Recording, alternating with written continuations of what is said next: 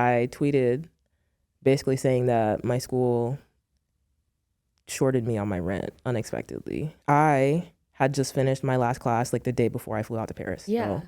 So, although summer school ended like August 11th, maybe, I was like, listen, I'm not gonna be doing this in Paris. Yeah. Like, I'm just not. So, and my teachers were cool with it. Like, they all worked with me pretty well. It was my last like 2 summer classes of like my whole life. So I was like, okay, I'm just gonna finish it, be done. Yeah, please let me take my test early and I can go. So I did all that. It was fine.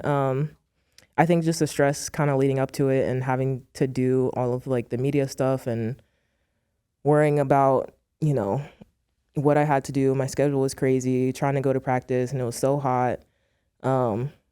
Just all of the things kind of piling up at one time for it to be kind of blindsided by having to worry about my rent like the day before I competed was. So what happened? Yeah, so I expected my my rent in Nashville was like $1,700 a month, which had been covered, you know, the whole time previously by my school, by my scholarship. So I wasn't in any NIL deals or anything else outside of my scholarship.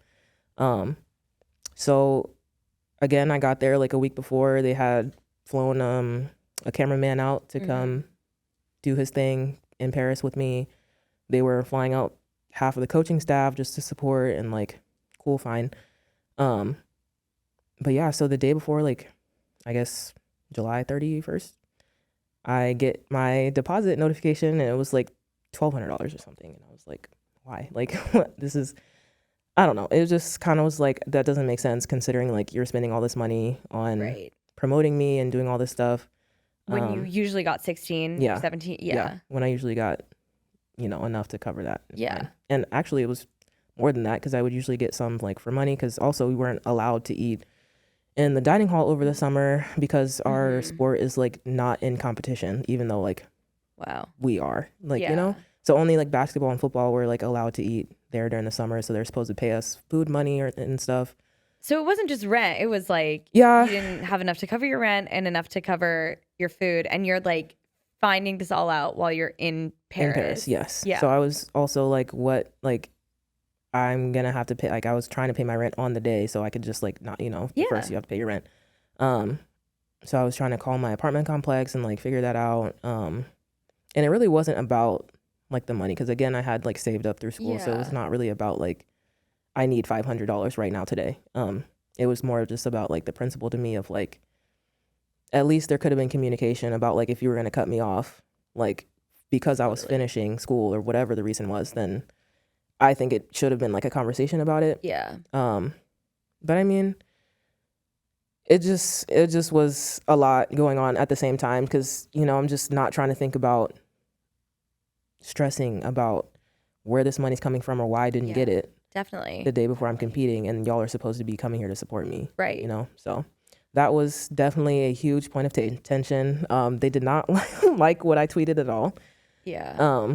So yeah, but the whole, you know, support wave that came after it was crazy. I was going to ask, okay, so then I think many people might know what happened, but what happened after you tweeted that out? My phone would not stop going off. So my coach is like calling me. He's like, what did you do? Like, oh my gosh. Yeah, I don't know. He was like, just take it down. Like, don't be combative and don't be like this, that, third. I was like, it's not really about that. Like, he was definitely like, just delete it. Like, just delete it. And, you know, I was like, no, because I said what I said.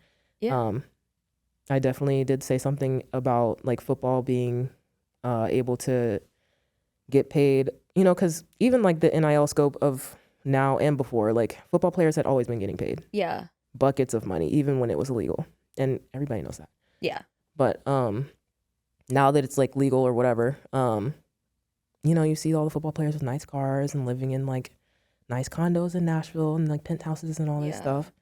So I think that was also another thing that had kind of rubbed me the wrong way. And just like seeing my own like perception of like the inequities in athletes, because especially at a school where academics is more prioritized than athletics usually, it was just hard for me to kind of see that like athletes really, it doesn't really matter how good you are. Like sometimes it really can just be about like perception or your social media impact or like whatever. I was like, well, how am I not getting paid NIL money from any of this stuff? And like, you're shorting me on my rent and all this other stuff. And they're like, well, we paid money for you to do like for the photographer and for this, that, the third, and blah, blah, blah. And they even canceled the documentary they were supposed to be doing. Like, I was gonna ask. They totally blacklisted me. Like, I don't know if I was like supposed to say that, but they like canceled me from the whole school, and that's why I had to move because they did not like what I said, and whoa, they basically told me I wasn't allowed to train there anymore. Wow. Yeah. Wow. Yeah. Oh my gosh. Yeah. So that's why I moved to Kansas. Granted, like my coach already got the other job, but I didn't have the decision to stay. How did that make you feel?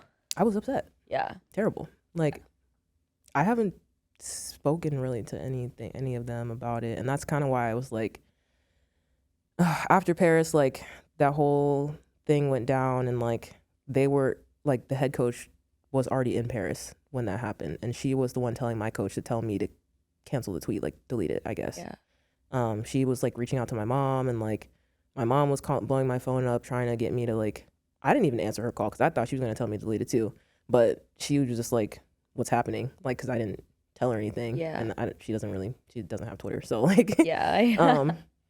Yeah, that's what I'm saying. It was just a lot going on, and then like didn't compete how like I threw well, but that was like the farthest mark to not make the final. So, and even like my mark on prelim day would have got 8th on the final day. Yeah. So, well, sorry, did all of this happen before or after you competed? the day before.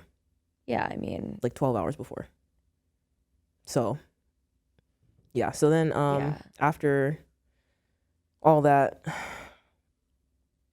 I just remember them like yelling at me, and I told like they have a media person for USA, and like they kind of help you navigate, and they were already getting like calls and stuff from like outside media, and they were trying to like help me navigate like if I wanted to say anything or what I wanted to say, and I just kind of erred on the side of no, I'm gonna be quiet because I don't know what to say, and also I know like my school is gonna be pissed. I was just like, oh my god, like yeah, because, and again, this is also like in retrospect, like I was told that they were like about to like post a video like telling me good luck, and like I don't know, just all this stuff that they basically decided not to do. And then they put out a statement, Venerable put out a statement basically saying like they did the best they could for me. So that was hard. yeah. I had a vacation planned like right after Paris, so I went to like London, Germany, and then Spain, and I had a good time. Good. But came back and had to like kind of face the music, and met with the head coach, and it was a very emotional like conversation for me. Pretty much just how I felt